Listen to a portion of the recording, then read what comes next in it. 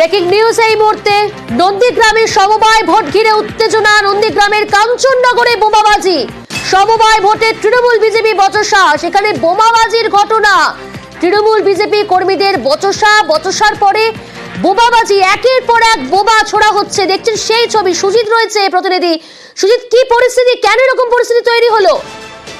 দেখো, বিজেপি বরং তৃণমূলের যে লড়াই, সেখানে কিনা পঞ্চায়েত ভোট কিংবা সাধারণ নির্বাচন নয়, একথা মনে হবেই না। আজকে সকাল থেকে আমরা যে খবর এক্সক্লুসিভলি বারবার দেখাচ্ছি, সেখানে তুমি দেখতে পাবে রীতিমতো বলা যায় অগ্নিগর্ভ পরিস্থিতি।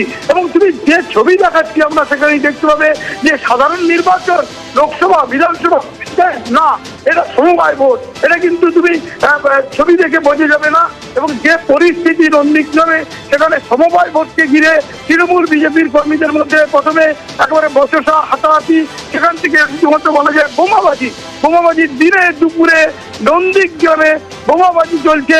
সেই বোমাবাজি যেখানে কিনা ভোট কেন্দ্রের বাইরে ভোট, কোন ভোট না সমবায় ভোট। সমবায় ভোটের চলাকালীন সেখানে এভাবে কাঞ্চননগর নন্দীগ্রামে যেখানে দুটি কেন্দ্রে ভোট হচ্ছে, সেখানে কাঞ্চননগরে দেখা যাচ্ছে সকাল থেকে দফায় দফায় এই ছবি, যে ছবি ধরা পড়ছে, সেখানে কিন্তু রীতিমতো ভয়েরই ছবি।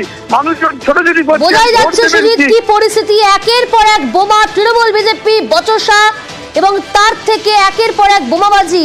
সেই ছবিটা আপনারা এই মুহূর্তে দেখছেন নিউজ 18 বাংলা এক্সক্লুসিভ।